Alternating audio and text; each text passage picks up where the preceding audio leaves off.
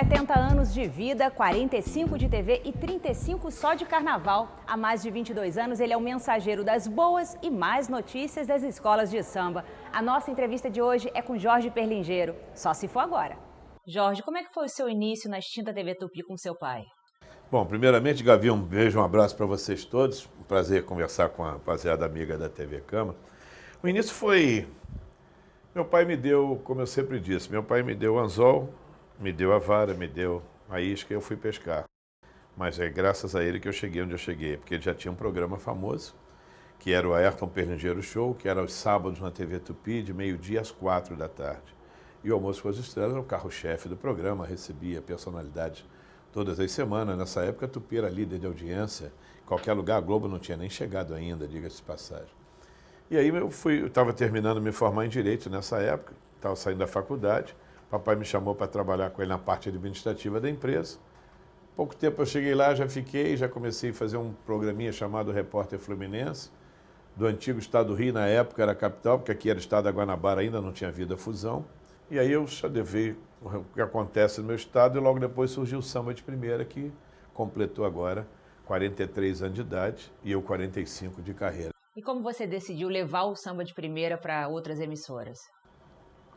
Com o fechamento da Tupi, eu tinha que procurar emprego.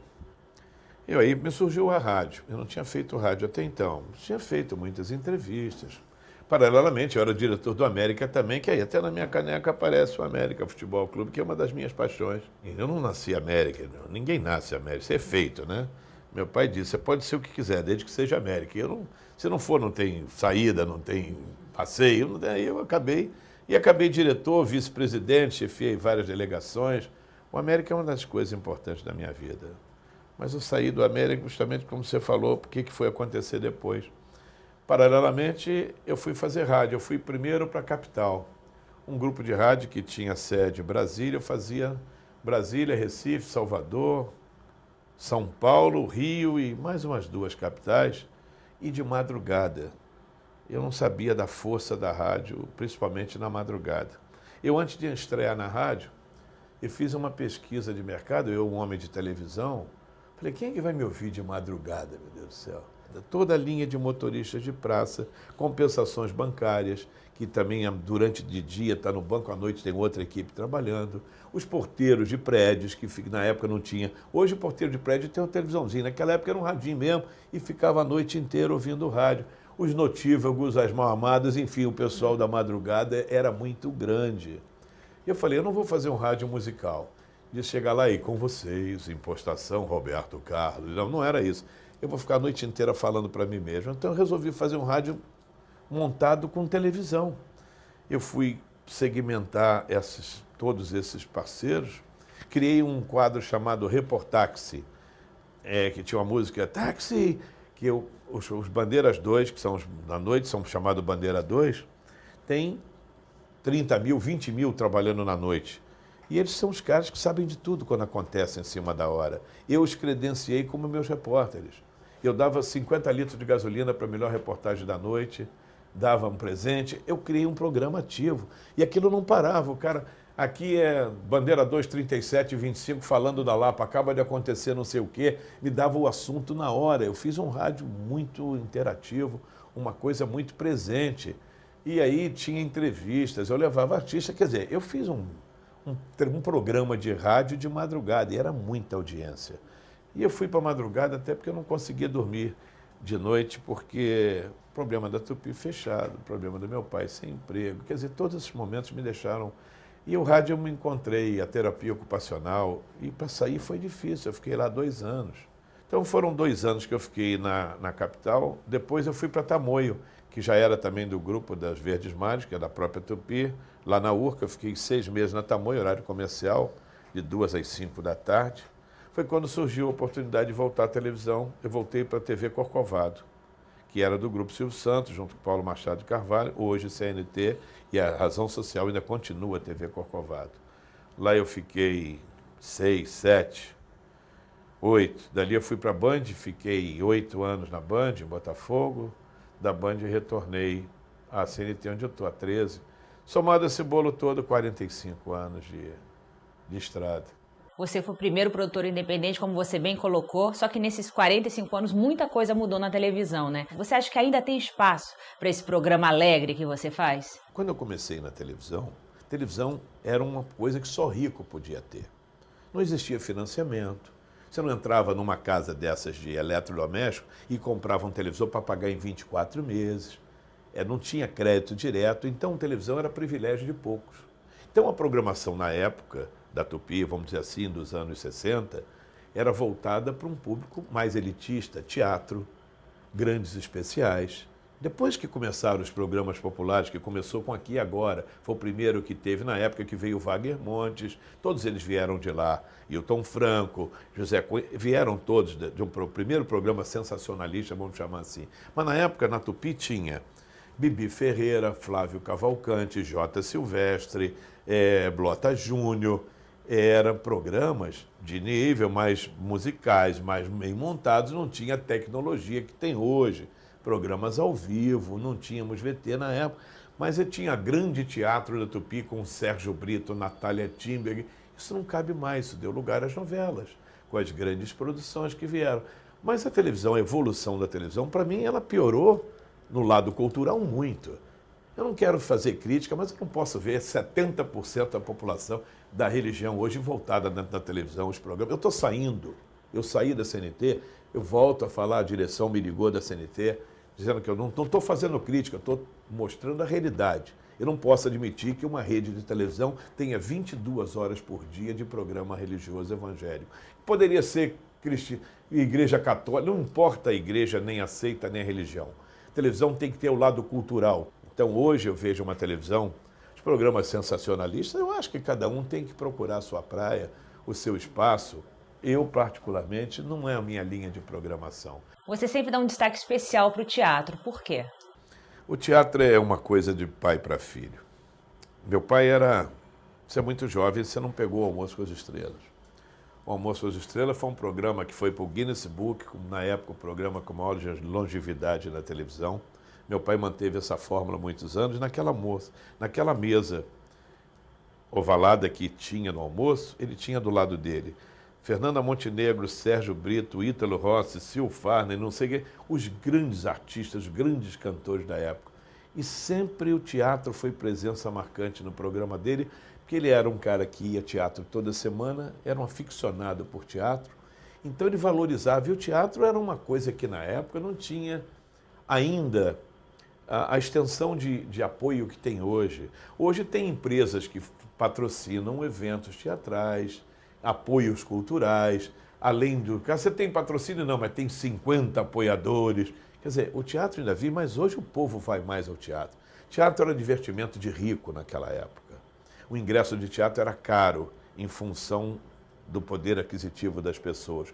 Hoje você tem espetáculos que, por ter patrocínio, cobram R$20 ainda o ingresso de teatro, 25, mas o teatro, há pouco tempo atrás, estava R$100 o ingresso, que não é para o povo, é para uma camada mais privilegiada. Então o teatro se popularizou, mas naquela época não.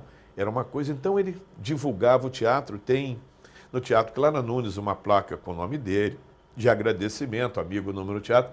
E quando ele se foi, que meu pai parou de trabalhar e logo depois faleceu também, já fazem 23 anos, eu resolvi dizer, mano, no meu programa se eu recebo 10 pessoas, 11, 12 por programa, por que eu não vou privilegiar o teatro também em dar sequência? E essas pessoas que eu trago, grande parte deles conviveram com meu pai. Então eles saíram de um programa para o outro e vieram. Então eu recebo sempre a palavra de carinho.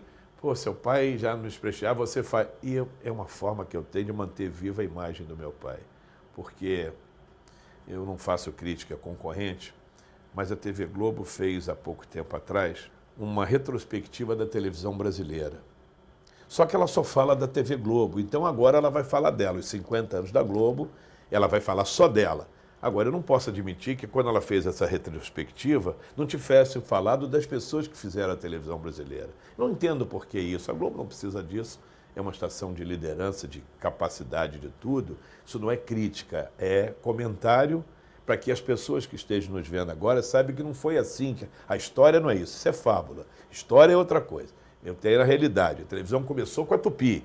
Lá que vieram todos os grandes nomes que foram para a Globo. Chacrinha, os grandes atores, lá que começaram. Uma retrospectiva, você tem que contar a história, porque o jovem como você, que não viveu essa época, vai pegar o que eles contaram e não o que aconteceu de verdade. Então agora sim, 50 anos da TV Globo, tem que falar tudo e merece. É uma história belíssima. A Globo é uma potência, é um canhão, não só nacional como mundial.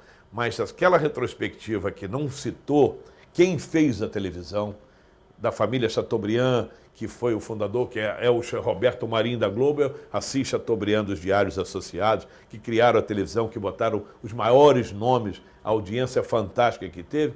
Isso me calou. E meu pai, como era um deles, me feria também. Então, o pouco que eu tenho de visibilidade hoje, eu aproveito para sempre reverenciar ele, porque graças a ele que muitos artistas estão aí hoje. Jorge, você falou da sua paixão pela América, falamos da paixão pela televisão e agora sua outra paixão, o carnaval. Como é que você se tornou a voz oficial do Sambódromo? Isso já tem. Eu já fazia a voz do Sambódromo, eu não sou a voz, eu já era a voz do Sambódromo, e não da apuração. No Sambódromo eu já era. Há 30 anos, quando a Liga fundou, eu já fazia a locução da Avenida.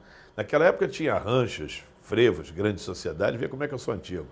Eu não vi o dilúvio, mas pisei na lama, ainda tem uma coisinha aí de um resquício. E aí, naquela época, eu já fazia locução. Já quanto à apuração, quem fazia era o Carlos Imperial, que foi da Rio Tour, foi diretor de peça, e ele fazia apuração. Até então, eu era repórter ainda de carnaval, fui repórter da Tupi. Na Band, eu já era locutor da Rio Tour já há algum tempo, fazendo a parte de entrada de escolas na Avenida, não da apuração. Com o falecimento do Imperial, surgiu a oportunidade de me chamarem. Eu já era diretor da Liga, a Liga já existia, nós completamos 30 anos agora, em junho a Liga completou. E aí eu fui fazer. E já se vão aí 22 anos, parece que foi ontem. Como eu faço também os concursos de Rei Momo e Rainha do Carnaval há 25. Parece que eu sou oficial desses concursos, etc. Tal. Não é, porque vai ficando, ninguém me pede para sair, eu também não peço, e aí a coisa continua fluindo.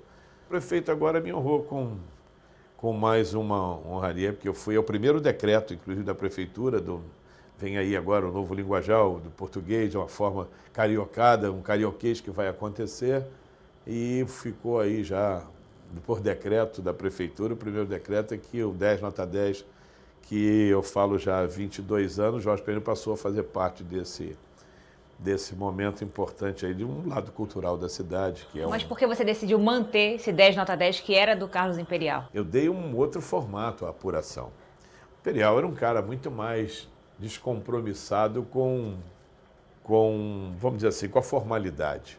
Eu não posso ser tanto, porque eu sou diretor da Liga das Escolas de Samba. As escolas são todas, convivem comigo o ano inteiro. Eu não posso ter um comportamento diferente para cada uma delas. Mas aquilo é um espetáculo. Eu sempre faço. A apuração, eu não sou um papagaio de pirata que abre o envelope, é 4, é 6, é 7. Não, não é aí. Eu tenho ao meu lado as prévias, as preliminares, as notas que já estão sendo colocadas, dizendo quem está na frente, quem está atrás. Eu conduzo um espetáculo. E, obviamente, quando tem uma nota que vai tirar alguém ou colocar alguém na frente de outro, há uma inflexão, há uma forma diferente. Eu criei uma paradinha que dizem que mata o pessoal todo, que os caras não aguentam. Se eu levar 2 segundos para dizer, eu criei o ponto, que até então não existia, era 9,5, eu criei o ponto. E quando eu digo, por exemplo, vou dizer a minha escola, Unidos de Vila Isabel, 9 ponto, eu dou 2 segundos para dizer o que vem depois do ponto. Aquilo o nego morre no caminho, aquilo tem fato, quer dizer, é enfático. Eu crio uma forma de fazer a apuração para que ela se torne atrativa, senão era mais fácil ler. Vila, 9,4 para isso, 7,1, isso não é por aí. Senão não haveria necessidade disso. Bota lá no computador e mostra para quem é. Então, há uma formalidade, há um espetáculo. Eu criei o meu estilo próprio. O 10 nota 10 eu uso em momentos muito importantes, como a definição do título. Eu só falo 10, 9 pontos, não sei o quê.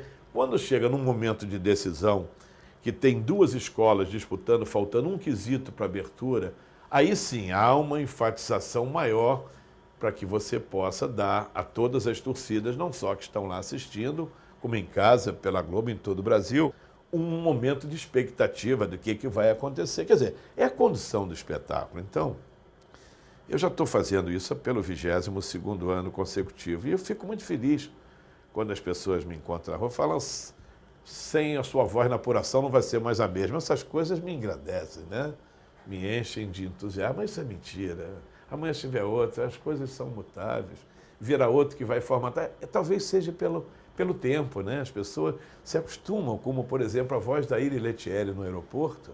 É uma coisa que eu sou amigo da Iris, ela veio comigo da Tupi. A Iris tem quase 50 anos de carreira. Então aí aquele Fly Number 7, Two Gates, aquela coisa, a voz da Iris é uma marca.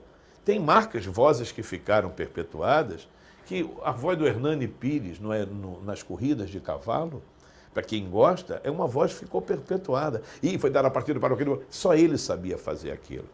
Mas se ele saiu, hoje já tem outro, ele já faleceu.